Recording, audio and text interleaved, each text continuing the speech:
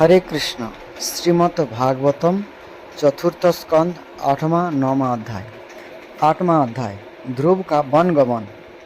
महारानी शतरूपा और उनके पति स्वयंभूप मनु से प्रियव्रत और उत्तानपाद ये दो पुत्र हुए।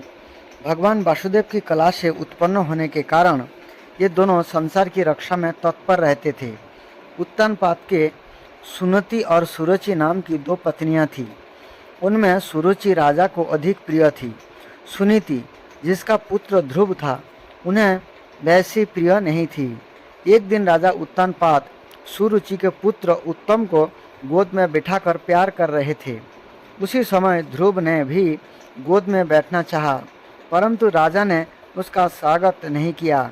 उस समय घमंड से भरी हुई सुरुचि ने अपनी सौत के पुत्र ध्रुव को महाराज की गोद में आने का यत्न करते देख उनके सामने ही उससे डाह भरे शब्दों में कहा, बच्चे, तू राज सिंहासन पर बैठने का अधिकारी नहीं है। तू भी राजा का ही बेटा है। इससे क्या हुआ? तुझको मैंने तो अपनी कोख में नहीं धारण किया। तू अभी नादान है। मुझे पता नहीं है कि तूने किसी दूसरी स्त्री के गर्भ से जन्म लिया है, तभी तो ऐसे दुर्लभ विषय को इच्छा कर रहा है। यदि तुझे राज सिंहासन की इच्छा है तो तपस्या करके परम पुरुष श्री नारायण की आराधना कर और उनकी कृपा से मेरे गर्भ से आकर जन्म ले। मैत्र जी कहते, विदुर जी, जिस प्रकार डंडे की चोट खाकर सांप फुफकार मारने लगता है, उसी प्रकार अपनी सौतेली माँ के कठोर वचनों से घायल होकर ध्रुव क्रोध के मारे लंबी लंबी सांस लेने लगा। उसके पिता चुपचाप यह सब देखते रहे, मुंह से एक शब्द भी नहीं बोले। तब पिता को छोड़कर ध्रुव रोता हुआ अपनी माता के पास आया। उसके दोनों होठ फड़क रहे थे और वह सिसक सिसक कर रो रहा था।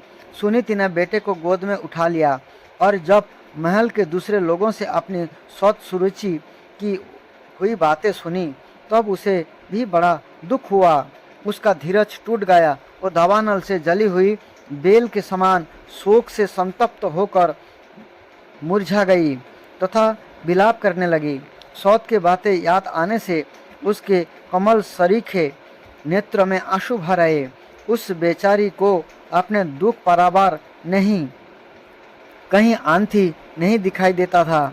उसके गहरी सांस लेकर ध्रुव से कहा, बेटा, तू दूसरों के लिए किसी प्रकार के अमंगल की कामना मत कर। जो मनुष्य दूसरे को दुख देता है, उसे स्वयं ही उसका फल भोगना पड़ता है। सुरुचि ने जो कुछ कहा है ठीक ही है, क्योंकि महाराज को मुझे पत्नी तो क्या दासी स्वीकार करने में भी लज्जा आती है। तूने मुझ मंदभागिनी के गर्भ से ही जन्म लिया है और मेरे ही दूध से तू पाला है। बेटा, सुरुचि ने तेरी सौतेली माँ होने पर भी बात बिल्कुल ठीक कही है। अतः यदि राजकुमार उत्तम के समान राज सिंहासन पर बैठना चाहता है तो देश भाव छोड़कर उसी का पालन कर। बस श्री अधोक्षज भगवान के चरण कमलों की आराधना में लग जा। संसार का पालन करने के लिए सत्य गुण को अंगीकार करने वाले उन श्री हरि के चरणों की आराधना करने से ही तेरे परदादा श्री ब्रह्मा जी को यह सर्वश्रेष्ठ पद प्राप्त हुआ है, जो मन और प्राणों को जीतने वाले मुनियों के द्वारा भी वंदनीय है। इसी प्रकार तेरे दादा स्वयंभूप मनु ने भी बड़े बड़े दक्षिणा वाले यज्ञ के द्वारा अनन्य भाव से उन्हीं भगवान को आराधना की थी। तभी उन्हें दूसरों के लिए अति दुर्लभ लौकिक, अलौकिक तथा मोक्ष सुख की प्राप्ति हुई। बेटा, तू भी उन भक्त वत्सल भगवान का ही आश्रय ले। जन्म मृत्यु के चक्र से छूटने की इच्छा करने वाले मुमुक्षु लोग निरंतर उन्हीं के चरण कमलों के मार्ग की खोज किया करते हैं। तू स्वधर्म पालन से पवित्र हुए अपने चित्त में श्री पुरुषोत्तम भगवान को बैठा ले तथा अन्य सब का चिंतन छोड़कर केवल उन्हीं का भजन कर। बेटा, उन कमल दल लोचन श्री हरि को छोड़कर मुझे तो तेरे दुख को दूर करने वाला और कोई दिखाई नहीं देता। देख, जिन्हें प्रसन्न करने के लिए ब्रह्मा आदि अन्य सब देवता ढूंढते रहते हैं। ये लक्ष्मी, श्री लक्ष्मी जी भी दीपक की भांति हाथ में कमल लिए निरंतर उन्हीं श्री हरि को ही खोज किया करती है। श्री मैत्र जी कहते हैं, माता सुनीति ने जो वचन कहे ये अभीष्ट वस्तु की प्राप्ति का मार्ग दिखलाने वाले थे। अतः उन्हें सुनकर ध्रुव ने बुद्धि द्वारा अपने चित्त का समाधान किया। इसके बाद ये पिता के नगर से निकल पड़े। यह सब समाचार सुनकर और ध्रुव क्या करना चाहते हैं इस बात को जानकर नारद जी यहाँ आए।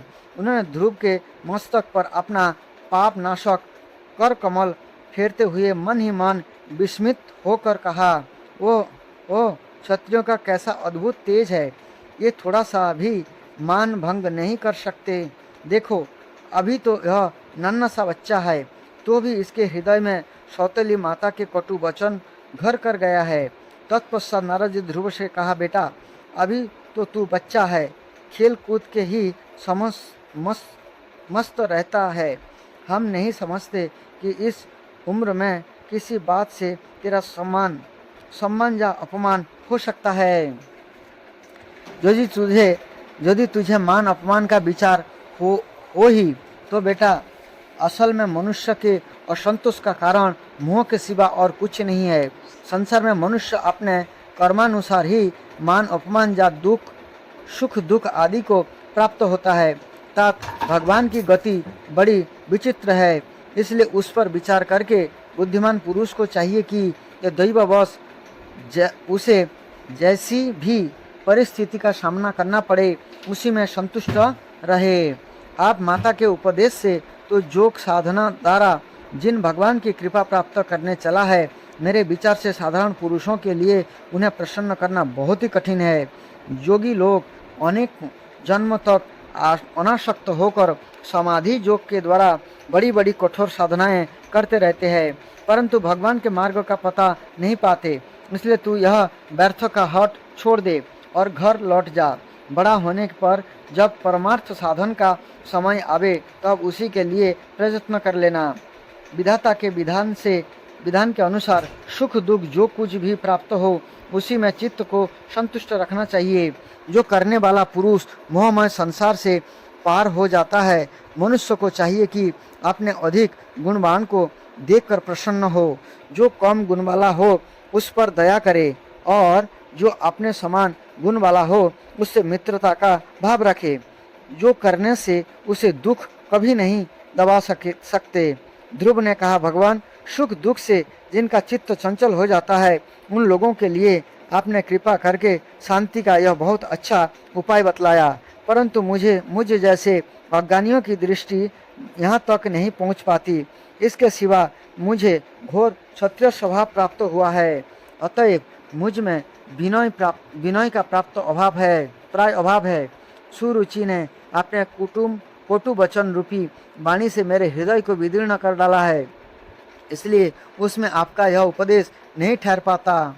ब्राह्मण, मैं उस पद पर अधिकार करना चाहता हूँ जो त्रिलोक में सबसे श्रेष्ठ है तथा जिस पर मेरे बाप दादे और दूसरे कोई भी अरूढ़ नहीं हो सके हैं। आप मुझे उसी की प्राप्ति का कोई अच्छा सा मार्ग बतलाइए। आप भगवान ब्रह्मा जी के पुत्र हैं और संसार के कल्याण के लिए ही बिना बजाते सूर्य की भांति त्रिलोक में विचरा करते हैं। मैत्र जी कहते हैं, ध्रुव की बात सुनकर भगवान नारद जी बड़े प्रसन्न हुए और उस पर कृपा करके इस प्रकार सदुपदेश देने लगे। नारद जी ने कहा, बेटा तेरी माता सुनीति तुझे जो कुछ बताया है वही तेरे लिए परम कल्याण का मार्ग है। भगवान वासुदेव ही वह उपाय है, इसलिए तू चित्त लगाकर उन्हीं का भजन कर। जिस पुरुष को अपने लिए धर्म अर्थ काम और मोक्ष रूप पुरुषार्थ की अभिलाषा हो उसके लिए उनकी प्राप्ति का उपाय एकमात्र श्रीहरि के चरणों का सेवन ही है। बेटा तेरा कल्याण होगा। आप तू श्री जमुना जी के तटवर्ती परम पवित्र मधुबन को जा। यहाँ श्री हरि का नित्य निवास है। यहाँ श्री कालिंदी के निर्मल जल में तीनों समय स्नान करके नित्य कर्म से निवृत्त हो यथा विधि आसन बिछाकर स्थिर भाव से बैठना। फिर रेचक, पूरक और कुंभक 3 प्रकार के प्राणायाम से धीरे धीरे प्राण, मन और इंद्रियों के दोषों को दूर कर धैर्य पूर्वक मन से परम गुरु श्री भगवान का इस प्रकार ध्यान करना। भगवान नेत्र और मुख निरंतर प्रसन्न रहते हैं। भगवान के नेत्र और मुख निरंतर प्रसन्न रहते हैं। उन्हें देखने से ऐसा मालूम होता है कि वे प्रसन्नतापूर्वक भक्तों को वर देने के लिए उद्धत है। उनकी नासिका, भौहें और कपोल बड़े ही सुहावने हैं। ये सभी देवताओं में परम सुंदर है। उनकी तरुण अवस्था है। सभी अंग बड़े सुडौल है। लाल लाल होठ और रत्नारे नेत्र है। प्रणत जनों को आश्रय देने वाले अपर सुखदायक शरणागत वत्सल और दया के समुद्र है। उनके वक्षस्थल में श्रीवत्स का चिन्ह है। उनका शरीर सजल जलधर के समान श्याम वर्ण है। ये परम पुरुष श्याम सुंदर गले में बनमाला धारण किए हुए है और उनकी चार भुजाओं में शंख चक्र गदा एवं पद्म सुशोभित है। उनके अंग प्रत्यंग किरीट कुंडल केयूर और कंकणादि आभूषणों से विभूषित है। गला कस्तूर मणि की भी शोभा बढ़ा रहा है तथा शरीर में रेशमी पीताम्बर है। उनके कोटि प्रदेश में कांचन की करधनी और चरणों में सुवर्णमय नूपुर पेजनी सुशोभित है। भगवान स्वरूप बड़ा ही दर्शनीय, शांत तथा मन और नयन को आनंदित करने वाला है। जो लोग प्रभु का मानस पूजन करते हैं उनके अंतःकरण में ये हृदय कमल की कर्णिका पर अपने नख मणिमंडित मनोहर पादार बिंद को स्थापित करके विराजते हैं। इस प्रकार धारणा करते करते जब चित्त स्थिर और एकाग्र हो जाए तब उन वरदायक प्रभु का मन ही मन इस प्रकार ध्यान करे कि वे मेरी और अनुराग भरी दृष्टि से निहारते हुए मंद मंद मुस्कुरा रहे हैं। भगवान की मंगलमयी मूर्ति का इस प्रकार निरंतर ध्यान करने से मन शीघ्र ही परमानंद में डूबकर तल्लीन हो जाता है और फिर वहाँ से लौटता नहीं। राजकुमार, इस ध्यान के साथ जिस परम गुह्य मंत्र का जप करना चाहिए वह भी बतलाता हूँ, सुनो। इसके साथ साथ रात जप करने से मनुष्य आकाश में विचरने वाले सिद्धों का दर्शन कर सकता है। यह मंत्र है ओम नमो भगवते वासुदेवाय। किस देश और किस काल में कौन वस्तु उपयोगी है इसका विचार करके बुद्धिमान पुरुषों इस मंत्र के द्वारा तरह तरह की सामग्रियों से भगवान द्रव्यमयी पूजा करनी चाहिए। ये सत्ययुग का मंत्र था, लेकिन इस कलि युग में केवल हरे कृष्ण कृष्ण कृष्ण हरे हरे, हरे राम राम राम हरे हरे महामंत्र का ही जप करना चाहिए। प्रभु का पूजन विशुद्ध जल, पुष्पमाला, जंगली मूल और फलादि पूजा में विहित दुर्वा आदि अंकुर, वन में ही प्राप्त होने वाले बलकल वस्त्र और उनकी प्रेयसी तुलसी से करना चाहिए। यदि शिला आदि की मूर्ति मिल सके तो उसमें, नहीं तो पृथ्वी या जल आदि में ही भगवान की पूजा करे। सर्वदा संचित्त मननशील, शांत और मौन रहे तथा जंगली फूल मूल आदि का परिमित आहार करे। इसके सिवा पुण्य कीर्ति श्री हरि अपनी अनिर्वचनीय माया के द्वारा अपनी ही इच्छा से अवतार लेकर जो मनोहर चरित्र करने वाले हैं उनका मन ही मन चिंतन करता रहे। प्रभु की पूजा के लिए जिन जिन उपचारों का विधान किया गया है उन्हें मंत्र पूर्ति श्री हरि को द्वादश अक्षर मंत्र के द्वारा ही अर्पण करे। इस प्रकार जब हृदय स्थित द्वारिक हरि का मन, वाणी और शरीर से भक्ति पूर्वक पूजन किया जाता है तब ये निश्चल भाव से भली भांति भजन करने वाले अपने भक्तों के भाव को बढ़ा देते हैं और उन्हें उनकी इच्छा के अनुसार धर्म, अर्थ, काम अथवा मोक्ष रूप कल्याण प्रदान करते हैं। यदि उपासक को इंद्रिय संबंधी भोगों से वैराग्य हो गया हो तो यह मोक्ष प्राप्ति के लिए अत्यंत भक्तिपूर्वक अविच्छिन्न भाव से भगवान का भजन करे। श्री नारद जी से इस प्रकार उपदेश पाकर राजकुमार ध्रुव ने परिक्रमा करके उन्हें प्रणाम किया। तदंतर उन्होंने भगवान के चरण चिन्ह से अंकित परम पवित्र मधुबन की यात्रा की।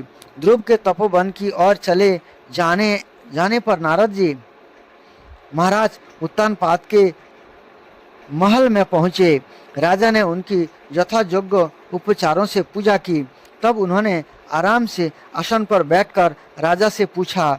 श्री नारद जी ने कहा, राजन, तुम्हारा मुख सूखा हुआ है। तुम बड़ी देर से किस सोच विचार में पड़े हो? तुम्हारे धर्म, अर्थ और काम से किसी में कोई कमी तो नहीं आ गई? राजा ने कहा, ब्राह्मण, मैं बड़ा ही वस्त्रीण और निर्दयी हूँ। हाय, मैंने अपने 5 वर्षों के नन्हे से बच्चे को उसकी माता के साथ घर से निकाल दिया। मुनिवर, यह बड़ा ही बुद्धिमान था। उसका कमल सा मुख भूख से कुम्हला गया होगा। यह थक कर कहीं रास्ते में पड़ गया होगा। ब्राह्मण, उस असहाय बच्चों के वन में कहीं भेड़ियों ना खा जाए। ओ, मैं कैसा स्त्री का गुलाम हूँ। मेरी कुटिलता तो देखिए।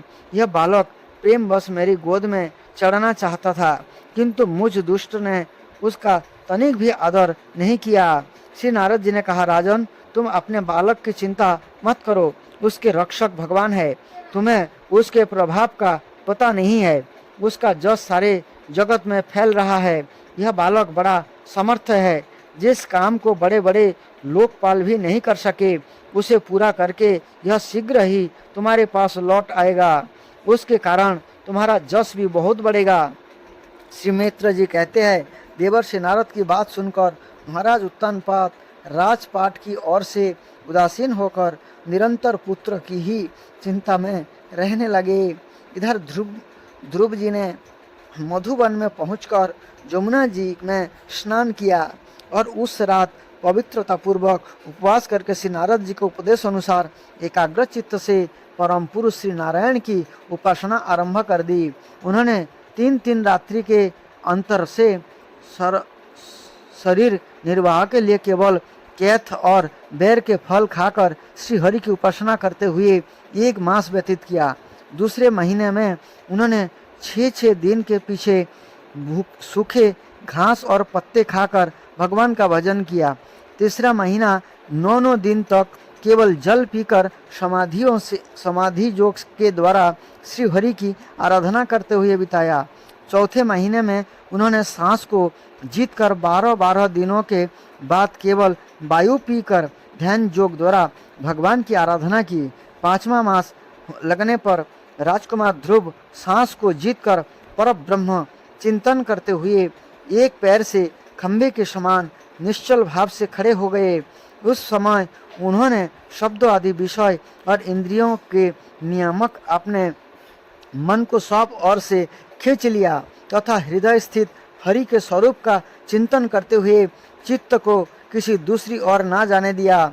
जिस समय उन्होंने महद आदि संपूर्ण तत्व के आधार तथा प्रकृति और पुरुष के भी अधीश्वर परब्रह्म की धारणा की, उस समय उनके तेज को न सह सकने के कारण तीनों लोग कांप उठे।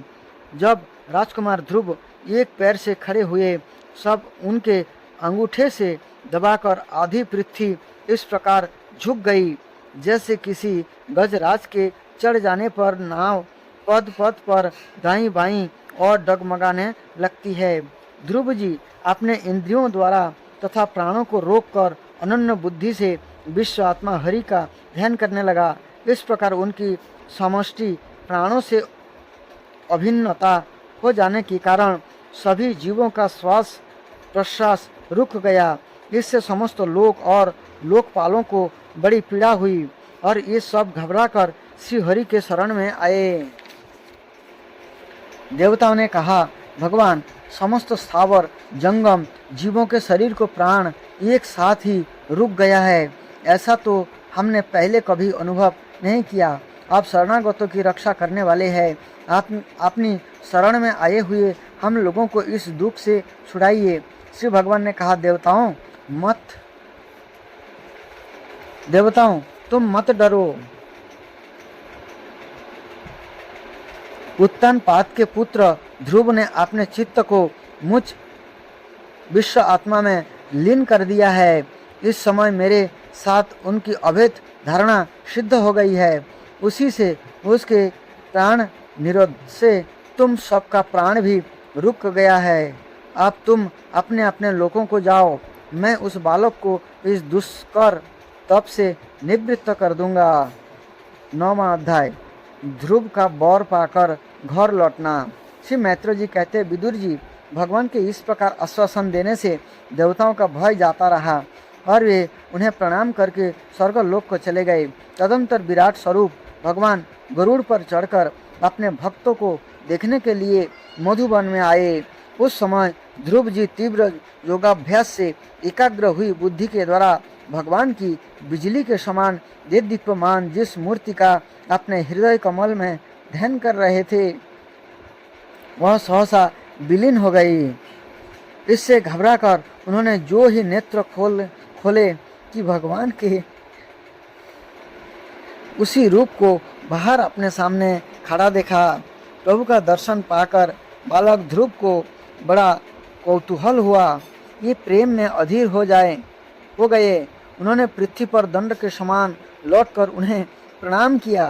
फिर वे इस प्रकार प्रेम भरी दृष्टि से उनकी ओर देखने लगे मानो नेत्र से उन्हें पी जाएंगे, मुख से चूम लेंगे और भुजाओं में कस लेंगे। ये हाथ जोड़कर प्रभु के सामने खड़े थे और उनकी स्तुति करना चाहते थे, परंतु किस प्रकार करे यह नहीं जानते थे। सर्वा अंतर्जामी हरि उनके मन की बात जान गए। उन्होंने कृपा पूर्वक अपने वेदमय शंख को उनके गाल से छुआ दिया। ध्रुव जी भविष्य में अविचल पद प्राप्त करने वाले थे। इस समय शंख का स्पर्श होते ही उन्हें वेदमयी दिव्य वाणी प्राप्त हो गई और जीव तथा ब्रह्म के स्वरूप का भी निश्चय हो गया। ये अत्यंत भक्ति भाव से धैर्य पूर्वक विश्व विख्यात कीर्तिमान श्रीहरि की स्तुति करने लगे। ध्रुव जी ने कहा, प्रभु आप सर्वशक्ति संपन्न है। आप ही मेरे अंतःकरण में प्रवेश कर अपने तेज से मेरी इस सोई हुई वाणी को सजीव करते हैं तथा हाथ, पैर, कान और त्वचा आदि अन्य इंद्रियां एवं प्राणों को भी चेतना देते हैं। मैं आप अंतर्जामी भगवान को प्रणाम करता हूँ। भगवान आप एक ही है, परंतु अपनी अनंत गुणमयी माया शक्ति से इस महत आदि संपूर्ण प्रपंच को रचकर अंतर्जामी रूप से उसमें प्रवेश कर जाते हैं और फिर उसके इंद्रिय आदि असद गुणों में उनके अधिष्ठात्री देवताओं के रूप में स्थित रहकर अनेक रूप भासते हैं। ठीक वैसे ही जैसे तरह तरह की लकड़ियों में प्रकट हुई आग अपनी उपाधियों के अनुसार भिन्न भिन्न रूपों में भासती है। नाथ, सृष्टि के आरंभ में ब्रह्मा जी ने भी आपकी शरण लेकर आपके दिए हुए ज्ञान के प्रभाव से ही इस जगत को सोकर उठे हुए पुरुष के समान देखा है। दीनबंधु, उन्हीं आपके चरण कमलों का मुक्त पुरुष भी आश्रय लेते हैं। कोई भी कृतज्ञ पुरुष उन्हें कैसे भूल जाता है। प्रभु, इन सब तुल्य शरीरों के द्वारा भोगा जाने वाला इंद्रियों और विषयों के संसर्ग से उत्पन्न सुख तो मनुष्य को नरक में भी मिल सकता है। जो लोग इस विषय सुख के लिए ललायित रहता है और जो जन्म मरण के बंधन से छुड़ा देने वाले कल्पतरु स्वरूप आपकी उपासना भगवत प्राप्ति के सिवा किसी अन्य उद्देश्य से करता है, उनकी बुद्धि अवश्य ही आपकी माया के द्वारा ठगी गई है। नाथ, आपके चरण कमलों का ध्यान करने से और आपके भक्तों के पवित्र चरित्र सुनने से प्राणियों को जो आनंद प्राप्त होता है वह निजानंद स्वरूप ब्रह्म में भी नहीं मिल सकता। फिर जिन्हें काल की तलवार काटे डालती है, उन स्वर्गीय विमानों से गिरने वाले पुरुषों को तो यह सुख मिल ही कैसे सकता है। अनंत परमात्मन, मुझे तो आप उन विशुद्ध हृदय महात्मा भक्तों का संग दीजिए जिनका आप में अविच्छिन्न भक्ति भाव है। उनके संगम में मैं आपके गुणों और लीलाओं की कथा सुधा को पी पी कर उत्तम हो जाऊंगा और सहज ही इस अनेक प्रकार के दुखों से पूर्ण भयंकर संसार सागर के उस पार पहुंच जाऊंगा। कमलनाथ प्रभु, जिनका चित्त आपके चरण कमलों की सुगंध में लुभाई हुआ है, उन महानुभाव का जो लोग संग करते हैं, वे अपने इस अत्यंत प्रिय शरीर और इसके संबंधी पुत्र मित्र गृह और स्त्री आदि की शुद्धि नहीं करते। अजन्मा परमेश्वर, मैं तो पशु वृक्ष पर्वत पक्षी सरीसृप सर्प आदि रेंगने वाले जंतु देवता दैत्य और मनुष्य आदि से परिपूर्ण तथा महत आदि अनेकों कारणों से संपादित आपके इस सम सद संपात्मक स्थूल विश्व रूप को ही जानता हूँ। इससे परे जो आपका परम स्वरूप है, जिसमें वाणी की गति नहीं है, उसका मुझे पता नहीं है। भगवान, कल्पों का अंत होने पर योगेंद्रियां योग निद्रा में स्थित जो परम पुरुष इस संपूर्ण विश्व की आपने उदर में लीन करके शेष जी के साथ उन्हीं की गोद में शयन करते हैं तथा जिनके नाभि समुद्र से प्रकट हुए स्वर्गलोकमय सुवर्ण वर्ण कमल से परम तेजमय ब्रह्मा जी उत्पन्न हुए, ये भगवान आप ही है। मैं आपको प्रणाम करता हूँ। प्रभु, आप अपनी अखंड चिन्मयी दृष्टि से बुद्धि की सभी अवस्था के साक्षी है तथा नित्य मुक्त शुद्ध सत्यमय सर्वज्ञ परमात्मा स्वरूप निर्विकार आदि पुरुष षड ऐश्वर्य संपन्न एवं तीनों गुणों के अधीश्वर है। आप जीव से सर्वथा भिन्न है तथा संसार की स्थिति के लिए यज्ञाधिष्ठाता विष्णु रूप से विराजमान है। आपके ही विधा अभिधा आदि विरुद्ध गतियों वाली अनेकों शक्तियाँ धारावाहिक रूप से निरंतर प्रकट होती रहती है। आप जगत के कारण अखंड अनादि अनंत आनंदमय निर्विकार ब्रह्मस्वरूप है। मैं आपकी शरण हूँ। भगवान, आप परमानंद मूर्ति है। जो लोग ऐसा समझकर निष्काम भाव से आपका निरंतर भजन करते हैं, उनके लिए राज्य आदि भोगों की अपेक्षा आपके चरण कमलों की प्राप्ति ही भजन की सच्चा फल है। स्वामिन, यद्यपि बात ऐसी ही है, तो भी गौ जैसे अपने तुरंत के जन्म हुए बछड़े को दूध पिलाती और व्याघ्र आदि से बचाती रहती है, उसी प्रकार आप भी भक्तों पर कृपा करने के लिए निरंतर विकल रहने के कारण हम जैसे सकाम जीवों को भी कामना पूर्ण करके उनके संसार भय से रक्षा करते रहते हैं। श्री मैत्र जी कहते हैं, विदुर जी, जब शुभ संकल्प वाले मतिमान ध्रुव जी ने इस प्रकार स्तुति की, तब भक्त वत्सल भगवान उनकी प्रशंसा करते हुए कहने लगे। भगवान ने कहा, उत्तम व्रत का पालन करने वाले राजकुमार, मैं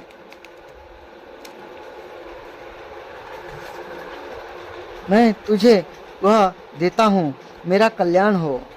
हृदय का संकल्प जानता हूँ। यद्यपि उस श्री भगवान ने कहा, उत्तम व्रत का पालन करने वाले राजकुमार, मैं तेरे हृदय का संकल्प जानता हूँ।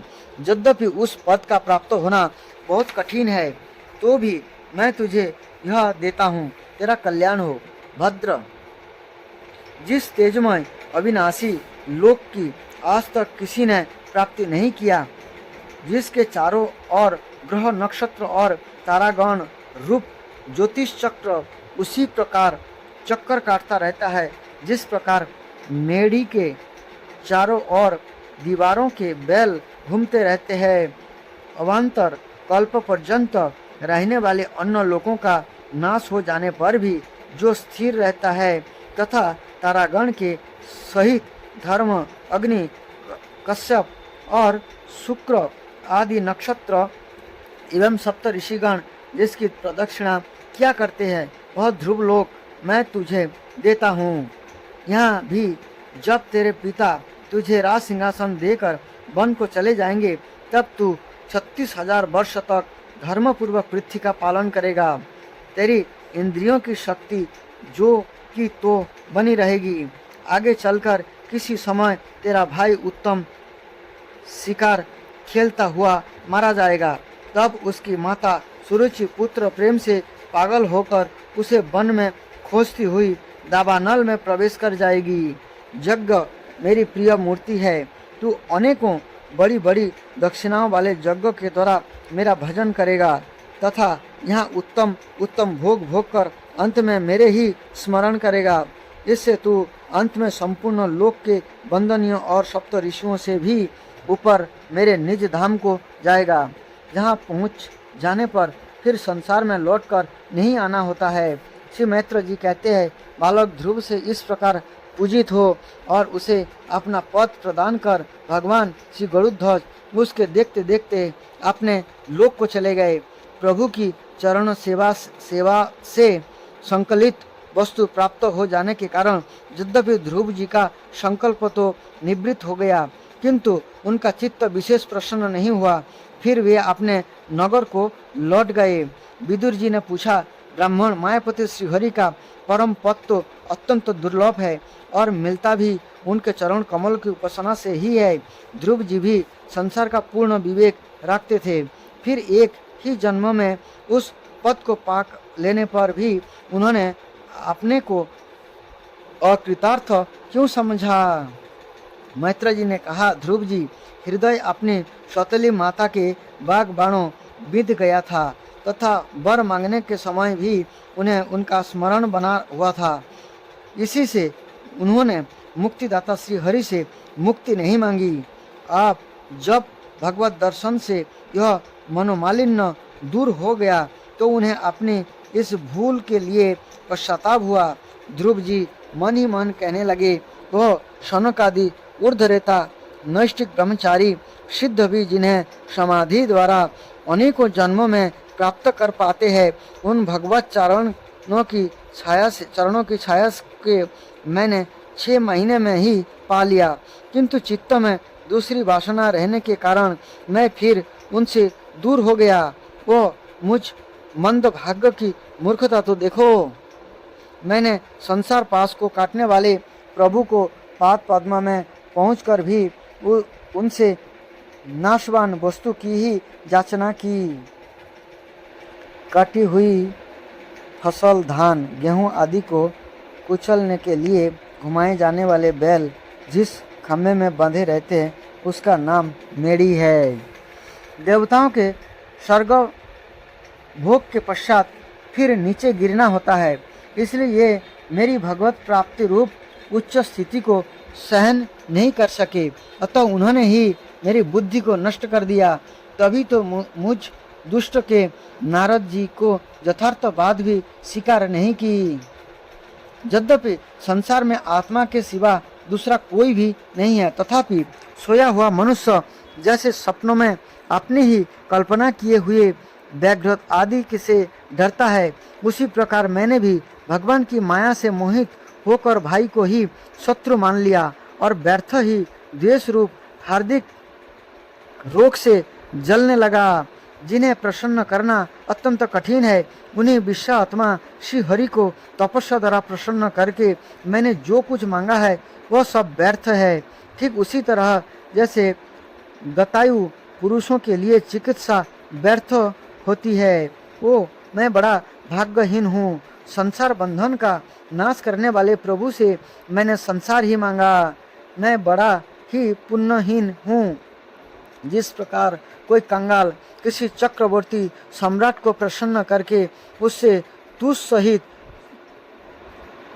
चावलों की कनी मांगे, उसी प्रकार मैंने भी आत्मा नंद प्रदान करने वाले श्री हरि से मूर्खतावश व्यर्थ का अभिमान बढ़ाने वाले उच्च पद की ही मांगी है, उच्च पद आदि ही मांगे हैं। मैत्र जी कहते हैं, तात तुम्हारी तरह जो लोग श्री मुकुंद पाद अरविंद मकरांद के ही मधुर है, जो निरंतर प्रभु की चरण रज का ही सेवन करते हैं और जिनका मन अपने आप आई हुई सभी परिस्थितियों में संतुष्ट रहता है, ये भगवान से उनकी सेवा के सिवा अपने लिए कोई भी पदार्थ नहीं मांगते। इधर जब राजा उत्तानपाद ने सुना कि उनका पुत्र ध्रुव घर लौट रहा है तो उन्हें इस बात पर वैसे ही विश्वास नहीं हुआ जैसे कोई किसी के जमलोक से लौटने की बात पर विश्वास ना करे। उन्होंने वह सोचा कि मुझ अभागे का ऐसा भाग्य कहाँ। परंतु फिर उन्हें देवर्षि नारद की बात याद आ गई। उससे उनका इस बात में विश्वास हुआ और ये आनंद के वेग से अधीर हो उठे। उन्होंने अत्यंत प्रसन्न होकर यह समाचार लाने वाले को एक बहुमूल्य हार दिया। राजा उत्तानपाद ने पुत्र का मुख देखने के लिए उत्सुक होकर बहुत से ब्राह्मण कुल के बड़े बूढ़े मंत्री और बंधुजनों को साथ लिया तथा एक बढ़िया घोड़े वाले सुवर्ण जटित रथ पर सवार होकर ये झटपट नगर के बाहर आए। उनके आगे आगे वेद ध्वनि होती जाती थी तथा शंख, दुंदुभि एवं बंसी आदि अनेकों मांगलिक बाजे बजते जाते थे। उनकी दोनों रानियां सुनीति और सुरुचि भी सुवर्णमय आभूषणों से विभूषित हो राजकुमार उत्तम के साथ पालकियों पर चढ़कर चल रही थी। ध्रुव जी उपवन के पास आ पहुँचे। उन्हें देखते ही महाराज उत्तानपाद तुरंत रथ से उतर पड़े। पुत्र को देखने के लिए ये बहुत दिनों से उत्कंठित हो रहे थे। उन्होंने झटपट आगे बढ़कर प्रेमातुर हो लंबी लंबी सांसें लेते हुए ध्रुव को भुजाओं में भर लिया। अब ये पहले के ध्रुव नहीं थे। प्रभु के परम पुनीत पाद पद्मों का स्पर्श करने से इनके समस्त पाप बंधन कट गए थे। राजा उत्तानपाद की एक बहुत बड़ी कामना पूर्ण हो गई। उन्होंने बार बार पुत्र का सिर सूंघा और आनंद तथा प्रेम के कारण निकलने वाले ठंडे ठंडे आंसुओं से उन्हें नहला दिया। तदंतर सज्जनों में अग्रगण्य ध्रुव जी ने पिता के चरणों में प्रणाम किया और उनसे आशीर्वाद प्राप्त कर कुशल प्रश्न आदि से सम्मानित हो दोनों माताओं को प्रणाम किया।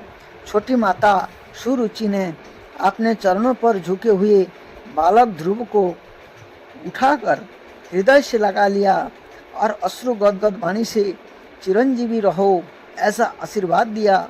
जिस प्रकार जल स्वयं ही नीचे की ओर बहने लगता है, उसी प्रकार मैत्र आदि गुणों के कारण जिस पर श्री भगवान प्रसन्न हो जाते हैं, उसके आगे सभी जीव झुक जाते हैं। इधर उत्तम और ध्रुव दोनों ही प्रेम से विहल होकर मिले। एक दूसरे के अंगों का स्पर्श पाकर उन दोनों के ही शरीर में रोमांच हो आया तथा नेत्र से बार बार आंसुओं की धारा बहने लगी। ध्रुव की माता शून्य थी। ध्रुव की माता सुनीति अपने प्राणों से भी प्यारे पुत्र को गले लगाकर सारा संताप भूल गई। इससे सुकुमार अंग के स्पर्श से उसे बड़ा ही आनंद प्राप्त हुआ। वीरवर विदुर जी वीर माता सुनीति के स्तन उसके नेत्र से झरते हुए मंगल व आनंद अश्रुओं से भीग गए और उनसे बार बार दूध बहने लगा। उस समय पूर्ववासी लोग उनकी प्रशंसा करते हुए कहने लगे, महारानी, आपका लाल बहुत दिनों से खोया हुआ था, सौभाग्यवश आप लौट आया। यह हम सबका दुख दूर करने वाला है। बहुत दिन तक भूमंडल की रक्षा करेगा। आपने अवश्य ही शरणागत भय भंजन श्री हरि की उपासना की है। उसका निरंतर ध्यान करने वाले धीर पुरुष परम दुर्जय मृत्यु को भी जीत लेते हैं। विदुर जी इस प्रकार जब सभी लोग ध्रुव के प्रति अपना लाड प्यार प्रकट कर रहे थे, उसी समय उन्हें भाई उत्तम के सहित हाथीनी पर चढ़ाकर महाराज उत्तानपाद ने बड़े हर्ष के साथ राजधानी में प्रवेश किया। उस समय सभी लोग उनके भाग्य की बड़ाई कर रहे थे। नगर में जहाँ तहाँ मगर के आकार के समुद्र दरवाजे बनाए गए थे तथा फल फूलों की गुच्छों के सहित लोगों के खंभे और सुपारी के पौधे सजाते गए थे। द्वार द्वार पर दीपक के सहित जल के कलश रखे हुए थे, जो आम के पत्ते, वस्त्रों, पुष्पमालाओं तथा मोती की लड़ियों से सुसज्जित थे। जिन अनेकों परकोटा फाटकों और महलों से नगरी सुशोभित थी, उन सबको सुवर्ण की सामग्रियों से सजाया गया था तथा उनके अंगूरे विमानों शिखरों के समान चमक रहे थे। नगर के चौक, गलियां, अटारियां और सड़कों झाड़ बुहार कर उन पर चंदन का छिड़काव किया गया था और जहां तहां खिल, चावल, पुष्प, फल, जौ एवं अन्य मांगलिक उपहार सामग्रियां सजी रखी थी। ध्रुव जी राजमार्ग से जा रहे थे। उस समय जहां तहां नगर की शीलवती सुंदरियां उन्हें देखने को एकत्रित हो रही थी। उन्होंने वात्सल्य भाव से अनेकों शुभ आशीर्वाद देते हुए उन पर सफ़ेद सरसों, अक्षत, दही, जल, दुर्वा पुष्प और फलों की वर्षा की। इस प्रकार अनेक के उनके मनोहर गीत सुनते हुए ध्रुव जी ने अपने पिता के महल में प्रवेश किया। श्रेष्ठ भवन महामूल्य मणियों की लड़ियों से सुसज्जित था। उसमें अपने पिताजी के लाड़ प्यार सुख भोगते हुए ये उसी प्रकार आनंद पूर्वक रहने लगे जैसे स्वर्ग में देवता लोग रहते हैं। यहाँ दूध के फैन के समान सफ़ेद और कोमल सज्जाएं, हाथी दांत के पलंग, सुनहरी कामदार पर्दे, बहुमूल्य आसन और बहुत सा सोने का सामान था। उनकी स्फटिक और महामकृत मणि पन्ने की दीवारों में रत्नों की बनी हुई श्री मूर्तियों पर रखे हुए मणिमय दीपक जगमगा रहे थे। उस महल के चारों ओर अनेक जाति के दिव्य वृक्ष से सुशोभित उद्यान थे, जिनके नर और मादा पक्षियों का कलरव तथा मत वाले भौरों का गुंजार होता रहता था। उन बागीचे में बेदुर्ज मणि पुखराज की सीढ़ियों पर सुशोभित बाल लीलाएं थीं, जिनमें लाल, नीले और सफ़ेद